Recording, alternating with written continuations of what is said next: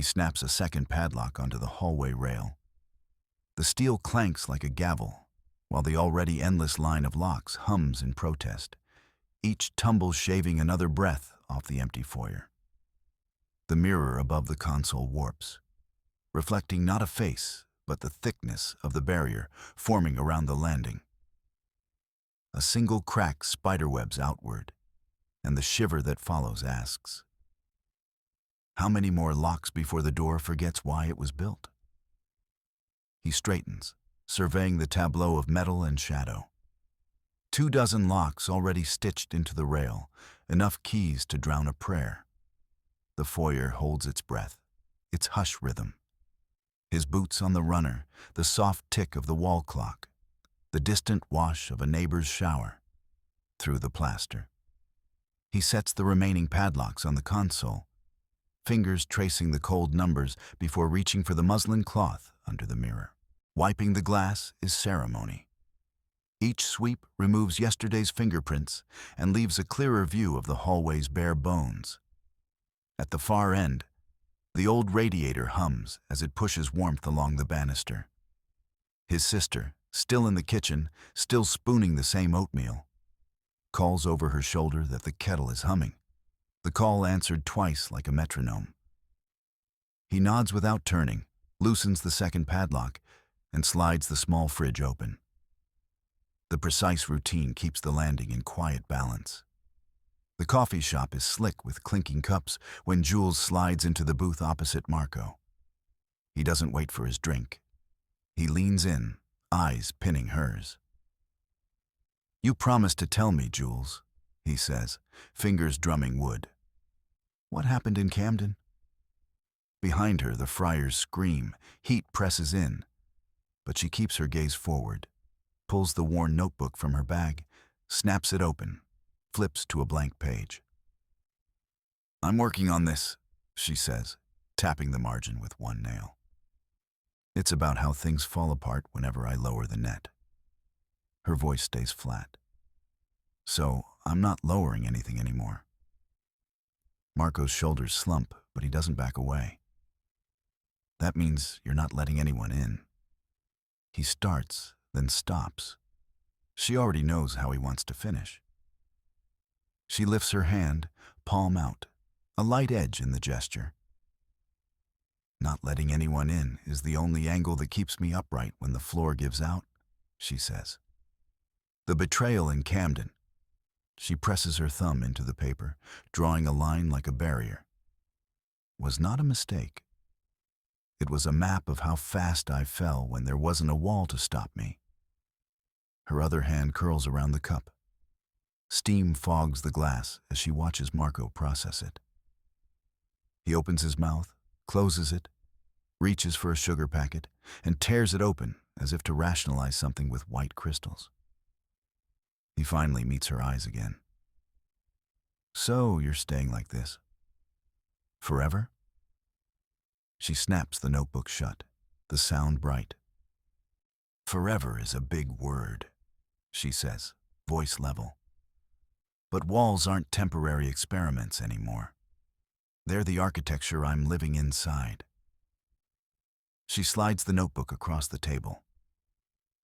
"If you want to keep standing in my doorway, you'll have to knock and wait for me to decide whether I'm ready to look." She stands, her chair scraping a warning against the floor. Marco watches her gather her bag. Tension crackles between them, but she keeps her shoulders squared when she says, "You can keep asking me for reasons, but I'm not pulling the steps out from under myself tonight." The barista rings the bell for a to-go order. Jules puts on her coat, the weight oddly comfortable, and walks into the gray drizzle without turning back. Marco stays seated, staring at the notebook, the empty sugar packet crinkling between his fingers as if the walls already cast shadows inside him. He shakes his head once, accepting a new rule. Jules slips the umbrella out the door. The familiar pain in her calves flares as she crosses the sidewalk. Then she turns toward the dimming street lamp. She doesn't look back. She doesn't run. The walls stay up, steady, as she walks past the crosswalk, breathing the damp air that feels safe enough for now. Marco stays on the landing, the railing cold under his palm, as Jules's front door clicks and the chain slides into place. She drops her keys in the dish, glances toward the peephole, then thumbs the deadbolt without breaking stride.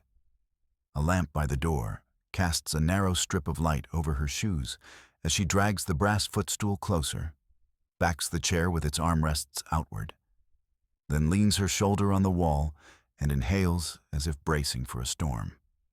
The stairwell door swings open, and Tessa from 3B steps out with a tote of folded sweaters. She pauses, hears Jules inside, and lifts her hand to knock. Jules answers with the chain still hooked, reads the silence through the crack, and says, "I'm not taking anything right now." Her voice is flat, but her fingers stay on the doorframe, tension riding her shoulders more than the words. Tessa lowers her hand, tucks the sweaters under her arm, and moves toward Marco. "You still waiting?"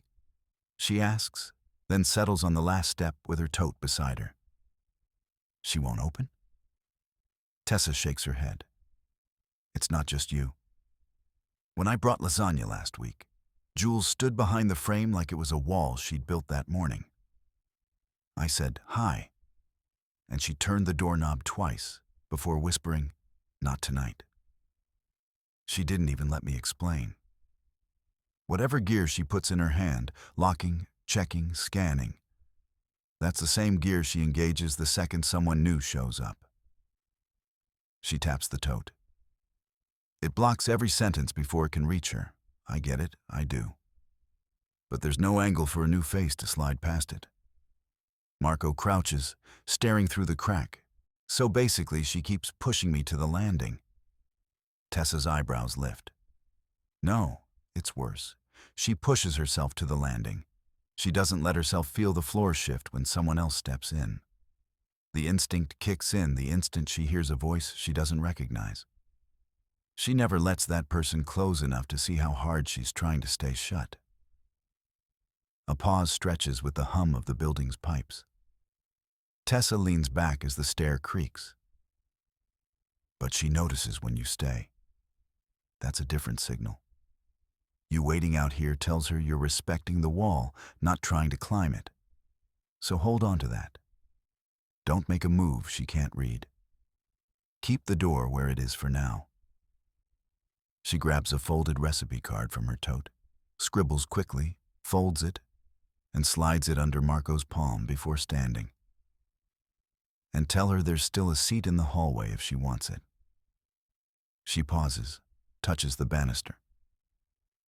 Protection becomes her rhythm against strangers. Instinct is the drum beat, but the drummer hears the same beat from you. That counts. She turns, walks down the stairs quietly, leaving the sweater tote against the wall. Marco keeps the card, the ink smudging slightly from his thumb. Inside, Jules hears the small thud of a note sliding under the door. Her hand lifts to the doorframe, lingered by the draft. She lets the air swirl, then tucks the card behind the lamp. The door stays shut, but she hasn't closed the chain yet. The almost automatic gesture as her muscles pulse through the routine that anchors her protection whenever the hallway shifts. Outside, Marco reads the words. "I'm still here. Take your time." A tiny relief releases in his shoulders. The first breath since he sat down. A micro payoff for the patience Tessa said might matter. He tucks the card into his pocket, turns the page of his notebook, and keeps his eyes on the door, waiting for the next move that might come without breaking the walls. The knock comes soft but deliberate. Marco's fingertips staccato, Tessa's quick double tap. Jules opens the door finger width, the chain hooked, letting hallway light spill across her palms. Marco leans back against the stairwell in his coat, eyes flat. Tessa squeezes in beside him with a tray of soup and a plant that chews the air with green leaves. "Just a minute," Jules says, her voice barely carrying as she steps back enough to invite Tessa's shadow inside. Marco drops onto the landing steps, his breath fogging. Tessa lifts the tray. "Just a drop-in," she says. But Jules knows these visits are more than food. Jules presses her thumb against the frame. "You don't need to come all the way." Tessa sets the tray on the little shoe chest near the door, the same chest Jules once used for boots she no longer wore. "I know," she says, planting the plant next to the lamp. "I brought the lavender you asked for." Jules lets Tessa slide past the chain, barely, just enough for air to move between them. She doesn't undo the chain. Marco watches from the stairs, chin tucked, not stepping forward. Tessa leans close. The plant leaves brush Jules's wrist. "You said this place felt safe," she says softly. "Safe, not stuck." Jules flips open the notebook she keeps on the counter, fingers trembling. "Safe doesn't mean the walls breathe," she says. "They keep the threat out. But they also keep everything else out. The loneliness fills rooms the locks could never reach. I can sit in the dark and be protected. But I can't," she swallows. "Feel what the rest of the world feels from inside these slabs of plaster." Tessa doesn't pause. "Then what do you want?" Jules slams the notebook closed. "I want the heaviness to lift without me daring it," she says. "I want to stop measuring every step with a ruler." Her hand goes to the frame again, steadying. "I'll leave the soup," she says, "and the note." She slips a folded paper beneath the door, where she slid the previous reminder. Jules hears it scrape. Once Tessa's gone, Jules closes the door down to the chain, settles against it, and traces the note's lines with her thumb through the crack. Marco stays outside. Jules doesn't open the door more, but for the first time, she doesn't slam it shut either. She lets the silence remain, not because she's guarding, but because there's a crease in it, barely wide enough to let a little breath through. Marco takes a breath, and his voice floats back up the stairs. "I'm not leaving." Jules presses her forehead to the wood. Behind the door, the loneliness still presses like cold glass. But the confession, "I'm lonely even though I'm safe," hangs between hall and apartment, a new shape that feels less like a barricade and more like a doorway in progress. Tessa mounts the front steps slow enough for Marco to see her through rain-streaked glass, carrying 2 paper cups in a cardboard tray and a fist-sized envelope of flour-dusted crackers. At the chain, Jules crouches to eye level with the hinge and waves quickly. The chain clinks when she unlatched it, and the small gap that opens lets the smell of espresso sweep out like tentative breath. "Coffee," Tessa calls, tilting the tray so the steam circles Jules's face before she steps back onto the porch. Marco stays 2 steps behind, hands shoved into his jacket, damp air clinging to his shoulders. "Jules?" Tessa adds. "You asked me to stay. Maybe you need a voice out here too."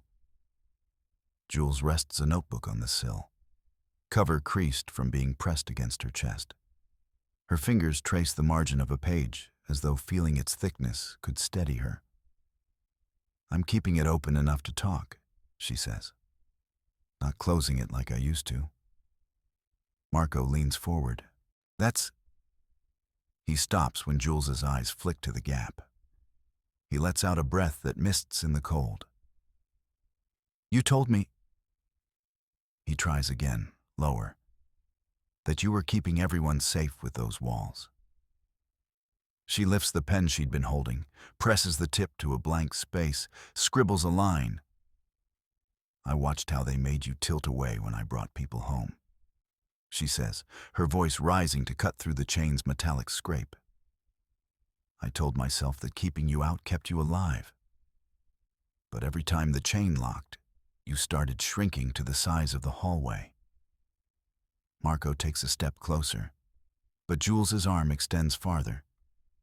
The notebook sits flat on her palm like a fragile thing, and she pushes it forward until the pages brush Marco's fingertips.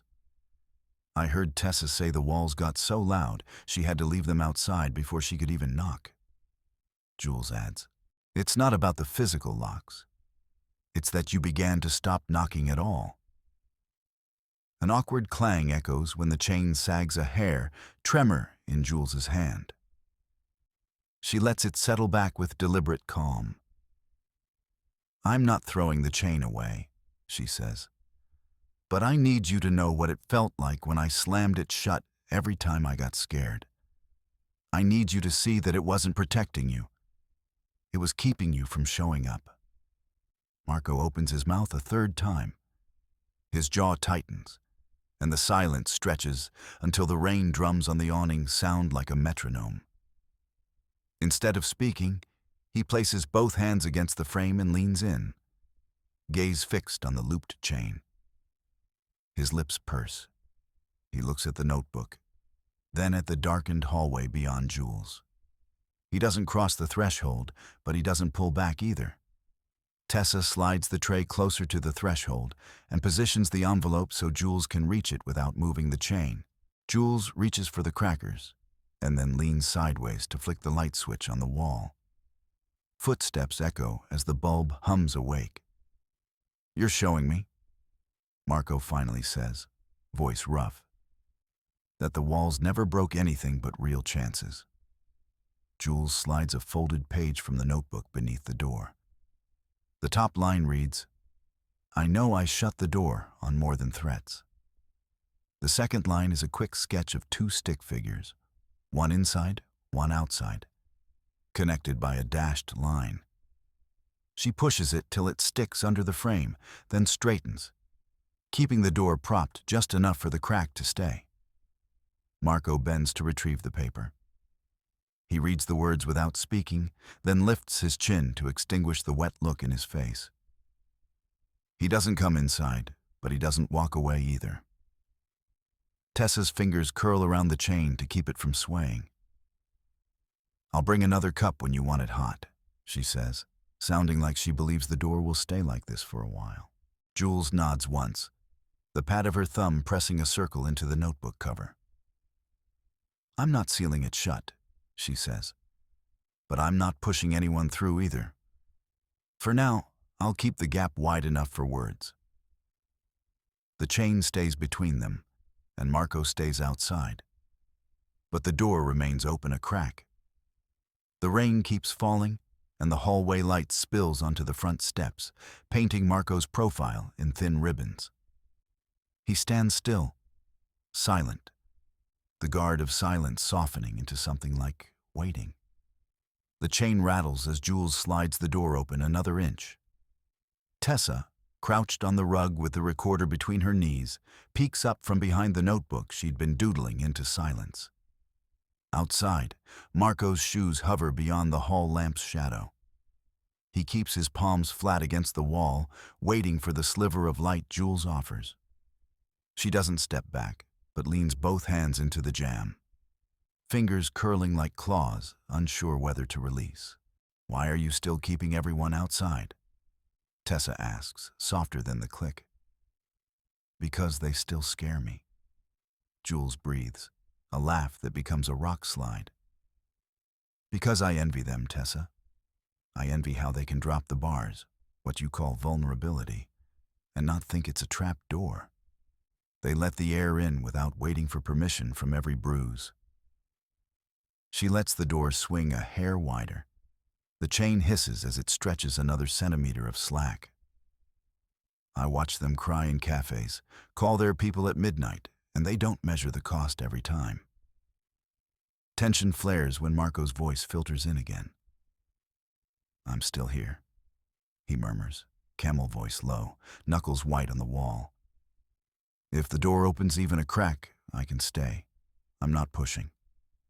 Jules opens her mouth, closes it, then leans forward, pressing her forehead to the wood as if fusing herself to it. The urge to walk out and prove she isn't broken pulses behind her ribs. Instead, she reaches down and slides a folded scrap of paper under the door. Her fingers tremble. Marco. The paper reads when it reaches him, her handwriting jagged in the dim. I see how the bars make you smaller. I feel how the cage is mine, but I don't know how to open it without falling. The note trembles as she slides it back, and her thumb lingers at the edge of the frame, brushing the grain as if rubbing against a bruise. Tessa lets the recorder click back on, pieces of blue light flickering across the rim. Envy is still a feeling, she says. It's not surrender. Jules sniffs and nods.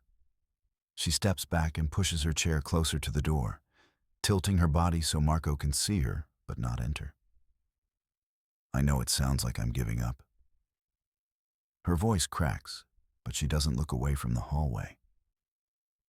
I feel the cage shiver whenever someone smiles without getting hurt first. I don't want to slam it shut on them either.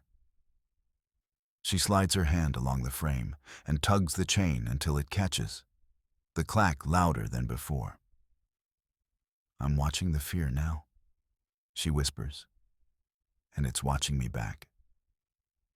The small payoff arrives when Marco eases his shoulder closer to the door, cheek resting against the wood, keeping silence. Jules doesn't step toward him, but she doesn't pull her hand back either. Tessa leans forward, pressing her palm against Jules's knee in the briefest steadying gesture. It anchors the moment. Jules openly envies vulnerability, acknowledges the cage's weight, and keeps her feet planted where she can see the hallway without letting it swallow her. The scene holds. 3 of them bridged by a door ajar but guarded. Jules's envy, the cage, the fear, the presence outside. All true, unresolved, yet not stuck in the past. The apartment air feels heavier yet warmer, a reward for staying with the tension instead of turning away. Jules presses the nib of her pen into a new page. The word prison spreads across it in jagged capitals before she can stop herself. She isn't trying to fix it, just name it. Tessa's humming fades as she steps closer carrying 2 mismatched mugs. The apartment smells like citrus and dust from the window she never opens. Jules runs her fingertip along the drawn lines, folds the page gently, and slides it toward the doorframe. Read it, she says without looking up. Her voice holds new weight. Tessa sets down the tray, nods, and crouches to pick up the paper. Her eyes flick to the doorway where the chain hangs, still engaged but no longer slammed. Jules lifts it, lets the chain rest on the hook, then halfway drops her hand. The door stays ajar, quarter open, the chain slack. People can see you, Tessa murmurs. You see yourself. Jules closes the notebook with a slow breath. I'm letting the light in, not the whole street. She moves back to the table and scribbles a second note for Marco, the handwriting trembling enough that the letters look alive. I am the one who locked this door, she writes. I can feel the prison closing even though there are no wolves outside. She folds it, slides it into the crack, and watches Marco's hand come into view to take it. He doesn't grab it. He waits for her. A hush settles, broken by the creak of the hallway beyond. Marco's silhouette blurs behind frosted glass as he leans closer. Jules, he says, the words soft but steady. I can step in if you let me. She stands, the note still in her fingers, and moves to the doorway. Her shoulder bumps the frame. The wolves aren't here, she says evenly. The cage is mine. I don't need to hide from them anymore. I need to learn how to open the door without breaking down. Marco presses his hand against the wood, on the spot she's traced for weeks. The chain rattles once when she shifts, but she keeps it hooked. So stop pretending I'm the threat, he murmurs. You're not surviving by keeping me out. You're surviving on the feeling of being sealed. I'm surviving on ownership, she replies, a half-smile cracking through her guarded calm. I built it.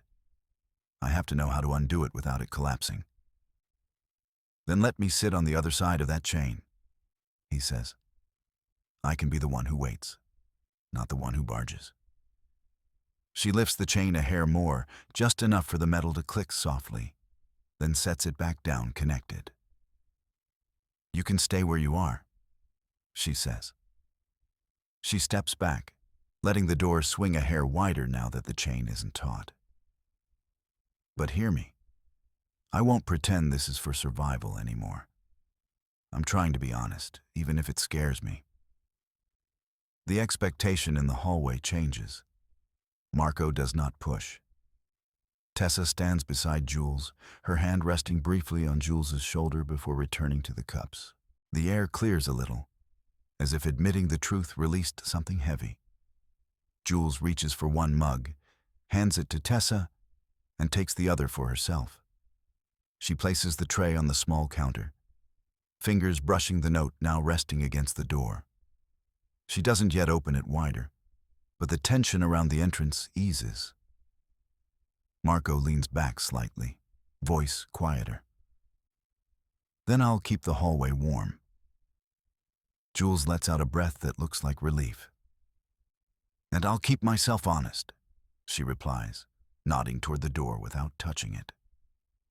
For now, that's enough. The hallway smells like rain-wet stone. Light from the street pools against the door where the chain holds fast, the sliver of opening a narrow eye to the world beyond. Jules stands inside, fingers curled around the brass, her breath leaving a pale circle on the glass. Marco leans his shoulder to the wood, just enough to feel her weight without forcing the seam. Tessa's retreating steps fade into distant voices, and the corridor widens into quiet. Jules slides the chain deeper into place, the final click ringing, and does not turn back to him. She lets the door swing a hair wider, the hinge complaining softly, then settles it just shy of closing. She leaves the note, the ink smearing where her thumb brushes, then lays her hand against the frame, as though to share her pulse through grain. He stays beyond, silent and patient, the thin light catching his profile in the doorway's glow. She exhales, the sound like a door sighing shut, and moves inward, the apartment swallowing her edges. The hallway remains between them, a space carved by her own design that cannot be unmade.